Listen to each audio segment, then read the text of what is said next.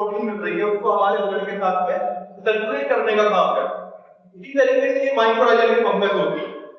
जैसे ही आप इसको अपने खेत के अंदर डालो, डालने के बाद इसका दाना नमी मिलने के साथ फटेगा। फटने के बाद ये पहुंचेगा मिट्टी में। मिट्टी की एक सबसे छोटी इकाई होती है जिसे हम अणु बोलते हैं, सुना होगा, पढ़ा भी होगा। अणुओं के बीच में जाकर के ये फिक्स हो जाएगा। फिक्स होने के बाद अपनी पॉपुलेशन को बढ़ाना स्टार्ट करेगा, जैसे 2 से 4, 4 से 8, 4 से 8 से 12, इस तरीके से फॉलो करेगा। तो इस तरीके से अपनी पॉपुलेशन को बढ़ाना स्टार्ट कर देगा। उससे हमें क्या फायदा मिलेगा कि अणुओं के बीच में जब ये अपनी पॉपुलेशन को बढ़ाएगा तो अणुओं के बीच में दूरी आनी स्टार्ट हो जाएगी। इससे क्या होगा कि हमारे खेत की जो मिट्टी है उसमें भुरभुरा बना है, मिट्टी में ग्रीन होती है, जैसा कि हमारा दूरी का पास हमारी मिट्टी के अंदर काम करता है। उसके बाद जो हमारे खेत के अंदर मौजूद, मिट्टी के अंदर मौजूद माइक्रोब है, सूक्ष्म जीव है, उनकी मात्रा को भी बढ़ा देगा, बढ़ जाएगी, क्योंकि पानी का निशान धूप और हवा आपकी मिट्टी के अंदर अच्छे से जा पाएगी। इससे क्या होगा कि उनकी मात्रा बढ़ जाएगी। तो यहां तक जो काम करेगा वो काम करेगा ये बूढ़ी की खाद का। अब आपको एक्स्ट्रा में क्या देगा भाई, पहले ही आपकी खेत की मिट्टी भुरभुरी इसने कर दी, फिर इसने माइक्रोब की संख्या बढ़ा दी, फिर ये पहुंचेगा पौधे की जड़ों में। जड़ों पे जाने के बाद जड़ों के साथ में सहजीवी संबंध बनाए। सहजीवी संबंध से मेरा मतलब है कि जड़ें इनको रहने के लिए जगह देंगी, उसके बदले में वो भी चीज अपनी फसल के अंदर डाल रहे हो, यानी कि कोई भी फर्टिलाइजर अपनी फसल के अंदर डाल रहे हो, है ना। जैसे आप डीएपी डाल रहे हो, एनपीके डाल रहे हो, या कुछ भी चीज आपने माइक्रोन्यूट्रिएंट डाली जो आपके पौधे की जड़ों से दूर आपका पौधा नहीं ले पा रहा था, उन सब चीजों को उठा करके आपके पौधे की जड़ों को देने का काम करेगा। एक रिसर्च हुई थी, उसके मुताबिक मैं आपको बता रहा हूं, अगर हम अपने 5 बीघे के गन्ने पर ही बात करते हैं, 5 बीघे हम गन्ना लगा रहे हैं, तो कम से कम 1 कट्टा डीएपी हम उसमें डालते ही, 1 कट्टा डालते ही सभी। तो आपको क्या लगता है कि उसमें से कितने % आपका पौधा लेता है? क्या लगता है आपको? अब मन में एक बात आ रही थी, हमने तो 50 किलो डाल दिया, मन में एक बात आ रही है, तो डाल दीजिए, ले डाले वो तो हमारा काम था लेने का, हमें देने का, हमारी मैंने सारा ही ले लिया होगा, है ना। लेकिन ऐसा नहीं होता है। अगर आप 1 कट्टा डीएपी अपने खेत के अंदर डाल रहे हैं 5 बीघे, तो उसमें से मुश्किल 25 से 30% आपका पौधा ले सकता है, बाकी सारा वेस्ट जाता है। कारण क्या है उसका? कारण यह है कि मान लीजिए हम डीएपी डाल रहे हैं, डीएपी के अंदर 2 चीजें होती है, एक नाइट्रोजन होती है और एक फास्फोरस होती है। आप लोग जानते होंगे कि नाइट्रोजन जो हमारी है वो पानी के साथ घुलनशील होती है, इसीलिए हम क्या करते हैं, वॉशिंगर के नलका काटा, उसके ऊपर पट्टा डालते हैं यूरिया का, पानी डालते करते हैं ना वॉशिंगर का, लेकिन 2 दिक्कत नहीं है, फिर पानी के साथ घुलनशील होती है, क्योंकि आप पानी डालो तो जल्दी गर्म हो जाएगा, है ना। अगर मैं बात करूं उसके अंदर अगर फास्फोरस है, फास्फोरस कभी भी पानी के साथ घुलता नहीं है, वो पानी के साथ घुलनशील नहीं है, उसे घुलने के लिए चाहिए अम्ल, जो रिलीज करता है आपके पौधे की जड़ें। इसलिए कहते हैं कि हमेशा डीएपी पौधे की जड़ों में डालनी चाहिए, मिट्टी में डालनी चाहिए, है ना। अगर आपने फास्फोरस डाली है और पौधे की जड़ों से दूर पड़ी है तो वो आपका पौधा उसको नहीं ले पाएगा, वो आपके खेत के अंदर ऐसे ही पड़ी रहेगी, आपका पौधा नहीं ले रहा, वो वेस्ट जाएगी और आपके खेत की मिट्टी को टाइट कर देगी। ठीक है जी। अगर आपने माइक्रो सुपर अपने खेत के अंदर डाल रहे हैं डीएपी के साथ, तो हमें फायदा क्या होगा कि जो पौधे की जड़ों से दूर पड़ा है फास्फोरस, उसको भी उठा करके ये पौधे की जड़ों को देने का काम करेगा।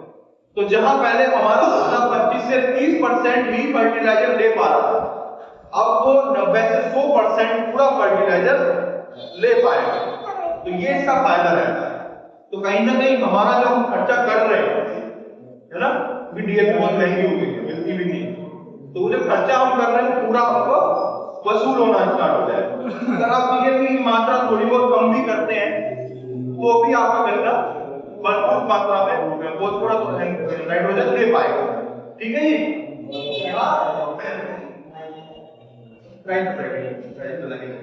तो यहाँ इसने आपका फर्टिलाइजर भी उठा करके पौधे को दे दिया।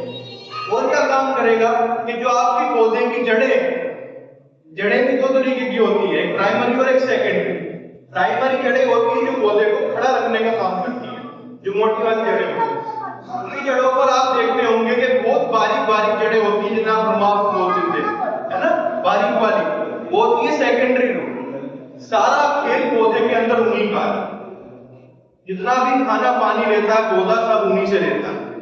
उन जड़ों को माइक्रोब सुपर 8 से 10 गुना ज्यादा बढ़ा देता है, जिससे हमें क्या फायदा होता है कि जड़ें ज्यादा फैलने से ज्यादा एरिया से हमारा पौधा खाना पानी लेता है। साथ ही हमारे पौधे के अंदर बहुत ही अच्छा ब्याज होता है, ट्रिलिंग बहुत अच्छी होती है, फुटाव बहुत अच्छा आता है पौधे में, ठीक है जी। मिट्टी के अंदर पकड़ बहुत अच्छी होती है। जैसे हम आते हैं बताते हैं, और जिन लोगों ने यूज किया है माइक्रो सुपर, वो लोग जब हम इसका फीडबैक देते हैं तो वो बताते हैं कि जिस फसल में हमने माइक्रो सुपर डाला था, मान लीजिए गेहूं के अंदर डाला था, तो हमारी फसल गिरती भी नहीं है। फिर सबके गेहूं गिर गए लेकिन हमारे गेहूं खड़े। इसका बहुत बड़ा कारण ये है कि इसने जो 8 से 10 गुना जड़ें फैलाई है, इसके अंदर पकड़ बहुत अच्छी रहेगी, जिससे पौधा गिरा है, ठीक है जी। और काम क्या करेगा आपके लिए, 2 काम और करेगा। और काम कौन से करेगा? सबसे पहले तो आपके खेत की मिट्टी का जो पीएच है उसको मेंटेन करेगा, और अगला काम करेगा कि मान लीजिए कि हमारी फसल क्या है कि पानी मांग रही है, हम कहते हैं कि हमारा खेत जो पानी मांग रहा है तो पानी लगाना पड़ेगा, और हमारा काम ऐसे ही आज यहाँ कर लो, है ना। अब मान लीजिए कहीं बाहर चले गए, क्योंकि टाइम को पता नहीं कहाँ जाना पड़ जाए, तो ऐसे टाइम पे क्या होता है, टेम्परेचर बहुत ज्यादा हाई रहता है जून जुलाई के टाइम, है ना। उस टाइम पे अगर हमने पानी नहीं लगाया खेत के अंदर तो हमारा गन्ना क्या है, उसकी पत्तियां झुलसने लगती है, पानी सूखने लगेगी, पीली पड़ने लगेगी अगर आप पानी नहीं लगाते। अगर आपने माइक्रो सुपर यूज कर रखा है तो डरने वाली बात कुछ नहीं होगी इस टाइम पे। कारण क्या है कि जो माइक्रो सुपर ने 8 से 10 गुना जड़ें बढ़ाई, उन जड़ों के अंदर पानी को स्टोरेज करने का भी काम माइक्रो सुपर ने साथ के साथ कर दिया, ठीक है जी। तो टाइम टू टाइम आपका पौधा पानी भी अपनी जड़ों से लेता रहे। और मैंने आपको स्टार्टिंग में माइक्रो सुपर में बता रहा था, आपको एक बात कही थी कि ये प्रोडक्ट आपके लिए बहुत ही बजट फ्रेंडली है ना। अब बजट फ्रेंडली कैसे? देखिए क्या होता है, जब पहले मीटिंगों में जाते थे तो आप लोग हमसे क्या कहते थे कि कोई ऐसा प्रोडक्ट निकाल करके लेके आओ कि जो हमें एक बार डालना पड़े, दोबारा डालने की जरूरत ना पड़े। कहते हैं ना आप इस चीज को, कहिए ऐसा कोई लाओ जी, एक बार डालना छुट्टी होने डाल, है ना। तो ये ऐसा ही प्रोडक्ट है, जैसे हम कूड़ी का खाद साल में एक बार डालते हैं ना अपने खेत के अंदर, इसी तरीके से आपको माइक्रो सुपर भी एक ही बार डालना है, दोबारा डालने की जरूरत नहीं पड़ेगी। हाँ जी, गन्ने के लिए तो 1 साल भी डालना है। इसका जो मेरे कहने का मतलब पूरा ये है कि आपने गन्ना लगा दिया, लगाते टाइम डीएपी के साथ में 2 डिब्बे माइक्रो सुपर के डाल दिए। डालने के बाद जब तक आप अपने गन्ने को काट करके खेत से बाहर नहीं निकाल लोगे, तब तक दोबारा डालने की जरूरत नहीं, तब तक काम करता रहेगा आपकी फसल के अंदर, ठीक है जी। अगर हम गेहूं लगा रहे हैं, धान लगा रहे हैं, तो जैसे ही हमने धान या गेहूं काटा तब तक काम करें, ठीक है। अगली फसल जब हम लगा रहे हैं तो उसमें हमें दोबारा डालना है जी। प्योदा में डालते हैं, पेटी में से मारता है, तो हम पेटी के अंदर भी मतलब तो कैसे डालना है। पेटी में हम क्या करते हैं कि जब हमारी कट गई, कटने के बाद हम क्या करते हैं कि उसमें ढलाई वगैरह कराने के बाद में पानी देने से पहले यूरिया डालते हैं। यूरिया डालेंगे, डीएपी डालते हैं, ढलाई करा करके, ढलाई करा करके, तो उसी टाइम में आपको 2 डिब्बे मिला करके डाल देना और पानी लगा देना 12 घंटे के अंदर। जैसे ही पानी लगाओगे इसका काम शुरू, ठीक है जी। तो उसके अंदर फुटाव भी बहुत अच्छा करेगा। अगर कोई फसल आपकी ऐसी है जो फुटाव अच्छा नहीं आ रहा है, उसमें आप माइक्रो सुपर डाल सकते हो, लेकिन कंडीशन एक रहेगी कि किसी भी फसल में डाल रहे हो या तो बुआई में डालिए या पहले या दूसरे पानी में डालिए, अगर आप ब्याज के लिए इसको डालना चाहते हैं। कारण क्या है कि हर फसल का एक सीमित समय होता है ब्याज करने का, मानते हैं ना इस बात को। जैसे गेहूं है हमारा, तो कोई 65 से 90 दिन के आसपास ही रहता है, उसके बाद में उसमें पानी गिर जाती है, वो ब्याज नहीं करता होता। इसी तरीके से हमारा करना है, तो पहला पानी या दूसरे पानी तक आप उसको डाल दें, पानी पर भी सेम कंडीशन रहेगी। अगर आपने बुआई में डाल दिया तो पानी में डालने की जरूरत नहीं है। अगर पानी में डालना चाहते हैं तो 1 डिब्बा बुआई में डाल दीजिए और 1 डिब्बा पानी में लगा दीजिए। और मान लीजिए कि आप बुआई में डालना भूल गए हैं क्या क्या आपने अपने घर में लगा के दिया होगा, आप बोलते हैं जैसे ही उसमें पहला पानी आप लगाए उस टाइम में आप यूरिया डालेंगे, यूरिया के साथ में 2 डिब्बे मिला करके डाल दें पानी लगा, ठीक है जी। तो इस तरीके से माइक्रोफिल्टर आपको यूज करना है, बहुत ही बजट फ्रेंडली चीज है, साल में एक बार ही डालना है ना।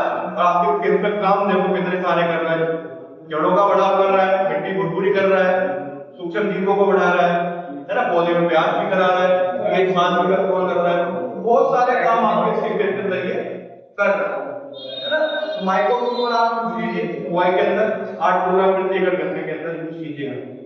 तो ये तो रही हमारी मिट्टी संबंधी चीजें, ये तो रही हमारी मिट्टी संबंधी कि किस तरीके से हम अपने खेत की दशा को सुधारें, मिट्टी की दशा को सुधारें और कैसे हम अपने पौधों को प्यार करा सकते हैं, ठीक है जी। अब हम बात करते हैं, एक क्वेश्चन मेरा आपसे यहीं पर रहेगा कि ऐसी कौन सी समस्या है जो हमारी बुआई के 1 से 1.5 महीने के पीरियड में हमें सबसे ज्यादा नुकसान पहुंचाती है, बताइए कौन सी जी। इतनी आपके बात मैं बुआई से 1 से 1.5 महीने बताइए ऐसी कौन सी है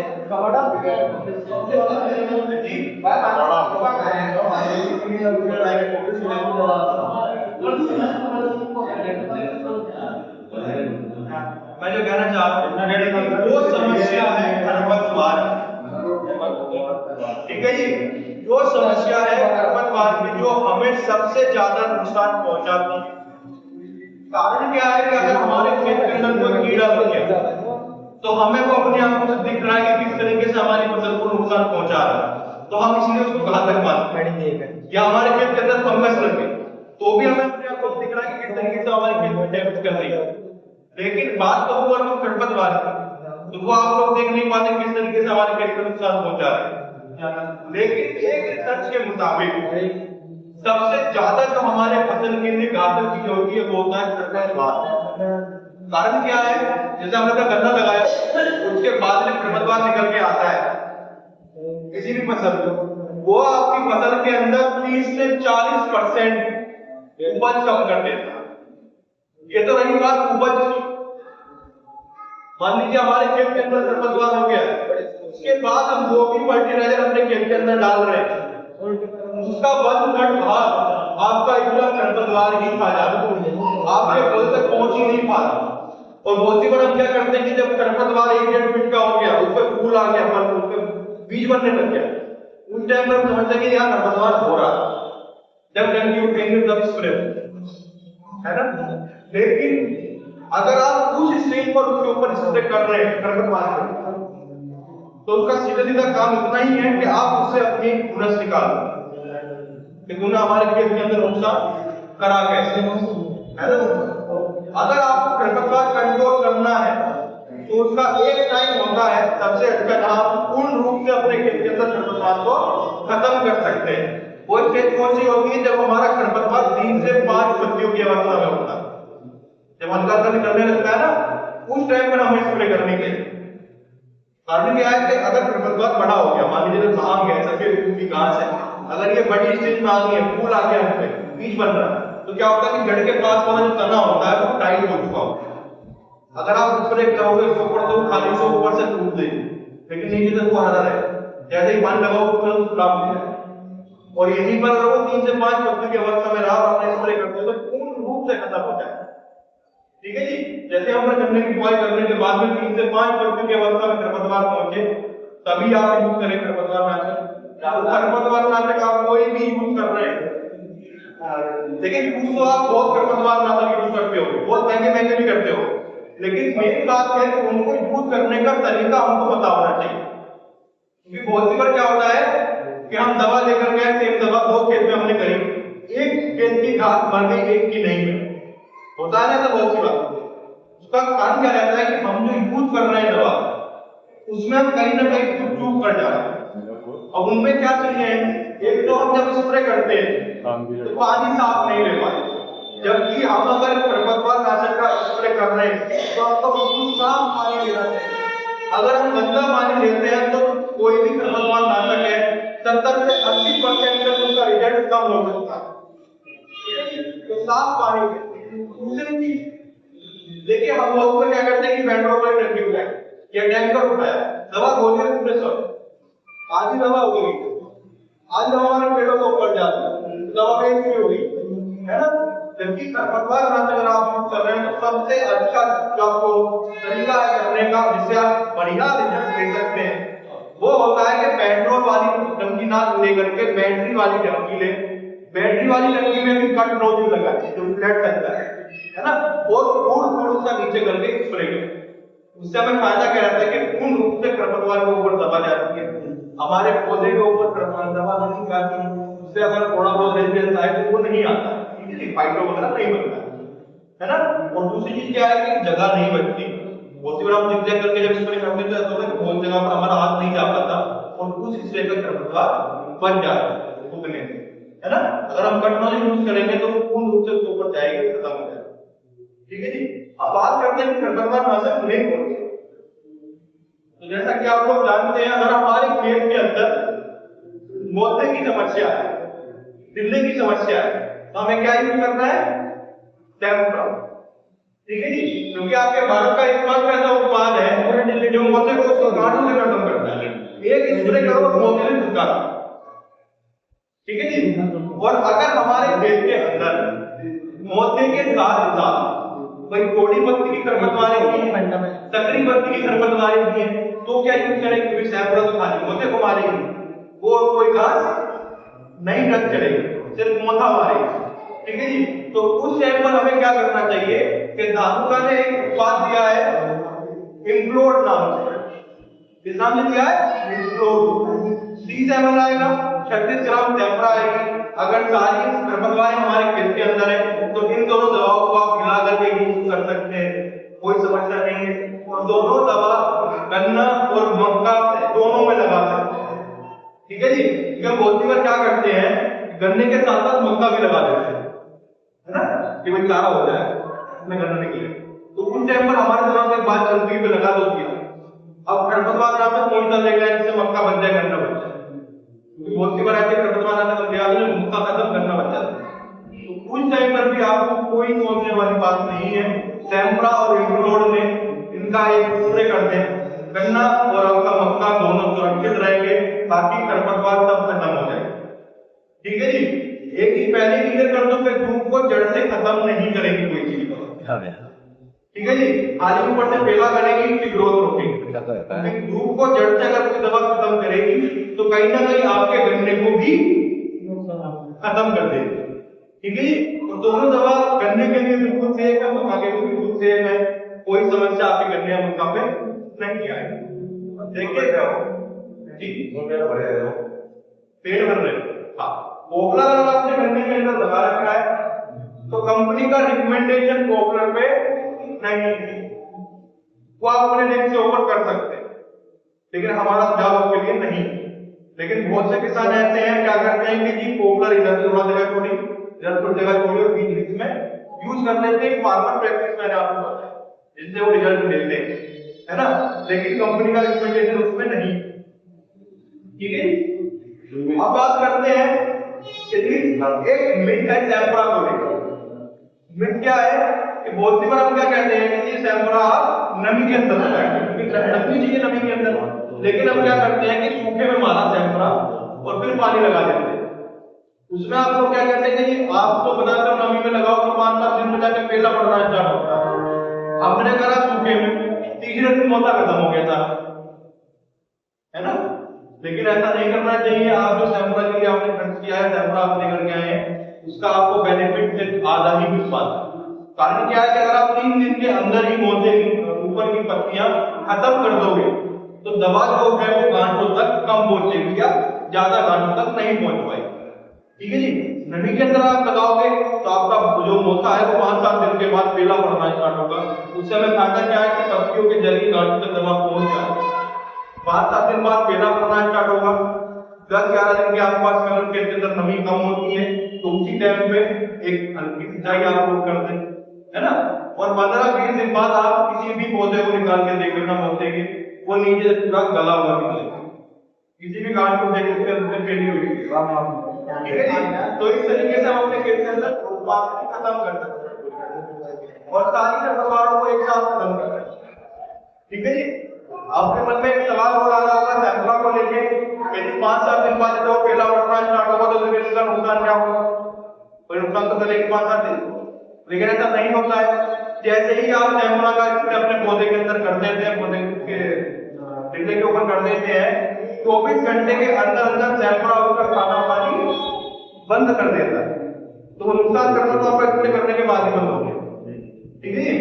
तो इस तरीके से आप सैंपला यूज करें। साथ में इम्पोर्ट भी आप लगा सकते हैं बाकी खरपतवारों के लिए। इम्पोर्ट है ये खरपतवार नाशक, खरपतवार के लिए था, खरपतवार की कोई समस्या आती करने के यूज करना।